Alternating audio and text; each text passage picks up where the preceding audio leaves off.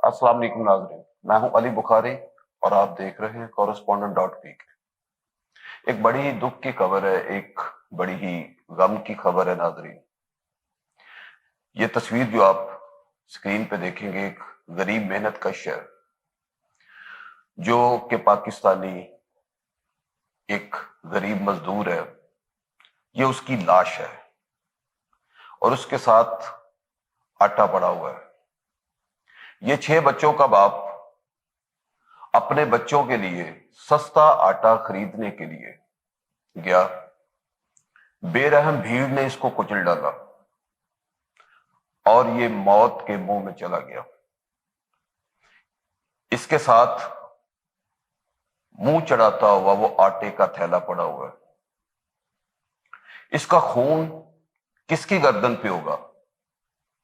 इसके जो 6 छोटे छोटे बच्चे हैं वो क्या करेंगे? वो जब इस बेरहम माशरे में बड़े होंगे तो उन्हें क्या पता चलेगा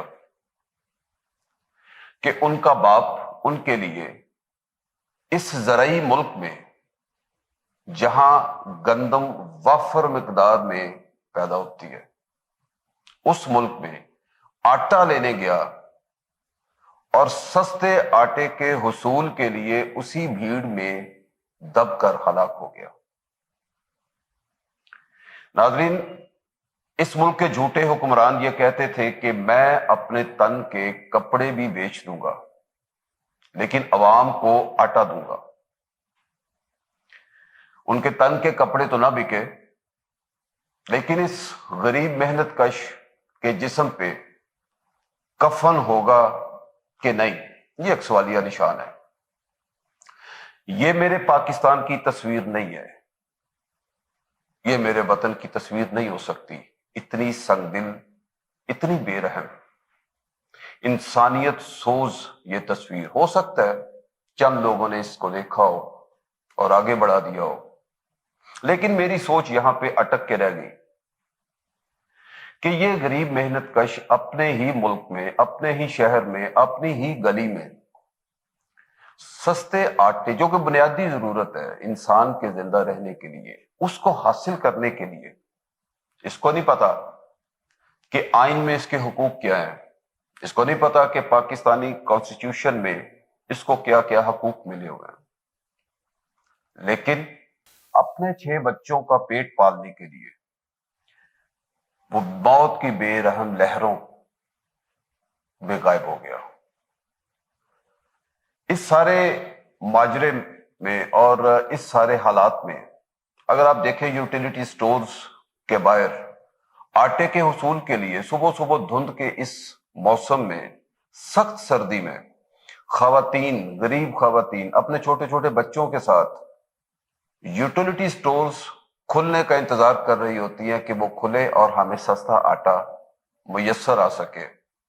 लेकिन जब आधे दिन के बाद यूटिलिटी स्टोर्स भी खुलते हैं तो वहां से भी उन्हें ना हो जाती है और वो बहुत भारी कदम लेके अपने बच्चों को उठा के सख्त सर्दी में अपने घर चले जाते हैं। हमारी दुआ है अल्लाह ताला से कि जो भी इन हालात के जिम्मेदार हैं, अल्लाह पाक उन्हें निशाने इबरत बना दे इस दुनिया में।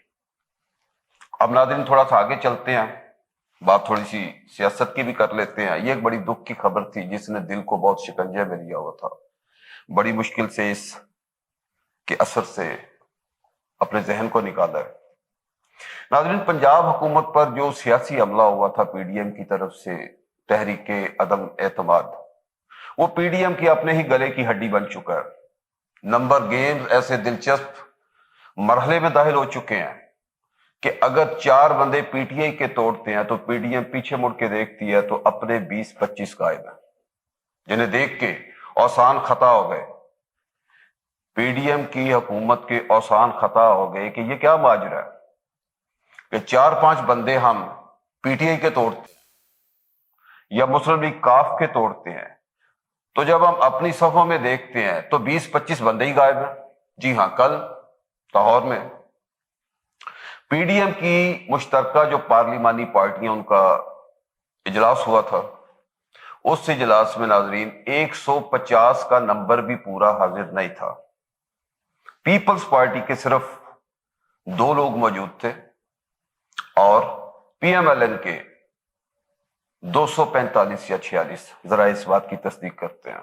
یہ دیکھ کے پھر جو وزرائے پی ڈی ایم کے وفاقی جو کہ اس پارلیمانی پارٹی میں گئے ہوئے تھے، کیونکہ قیادت تو یہاں میسر نہیں ہے پی ایم ایل این کی، وہ تو انگلینڈ میں ہے، جو باقی ماندہ ادھر موجود ہے وہ پہنچی نہیں.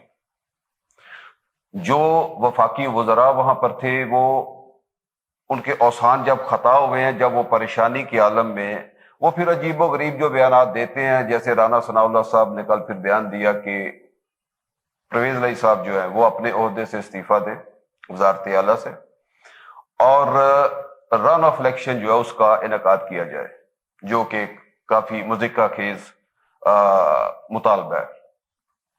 ناظرین، اب پی ڈی ایم کی جو قیادت ہے، خصوصاً مسلم لیگ نون کی جو سینئر قیادت ہے، اس کے خلاف جو ان کے صوبائی اور قومی اسمبلی کے ممبران ہیں جنہوں نے سیاست کرنی ہے، جن کے باپ دادا اپنے علاقوں میں سیاست کر رہے ہیں، وہ بہت پریشان ہیں.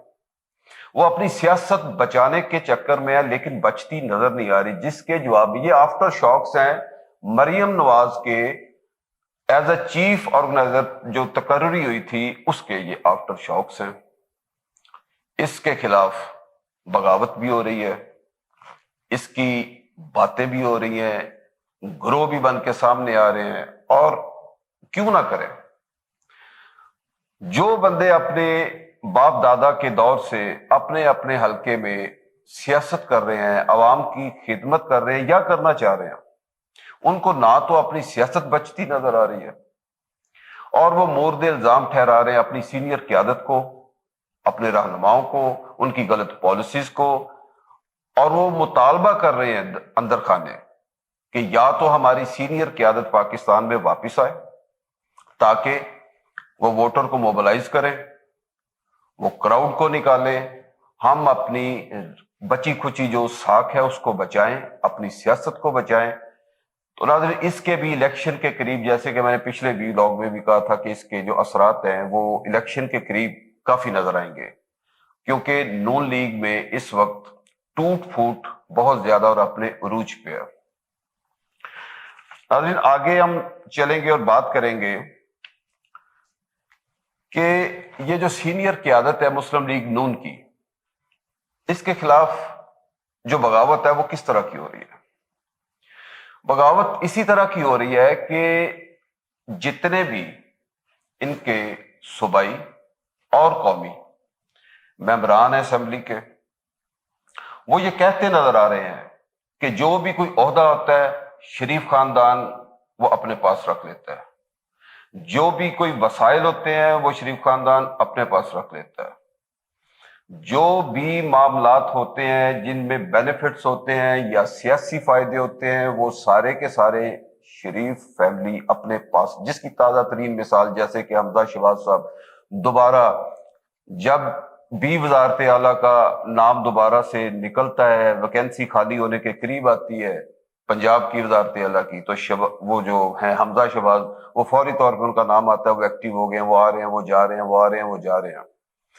بیچارے 2-3 دفعہ آئے ہیں، وزارت اعلیٰ لی ہے کچھ دنوں کی اور واپس چلے گئے ہیں. پھر قیاس یہ کیا جا رہا تھا کہ وہ دوبارہ آئیں گے اور آ کے وزارت اعلیٰ کے منصب پہ بیٹھیں گے، لیکن وہ سارا کچھ گڑن تختہ ہو گیا فی الحال، اور اس سارے غبارے میں سے ہوا نکل چکی ہے.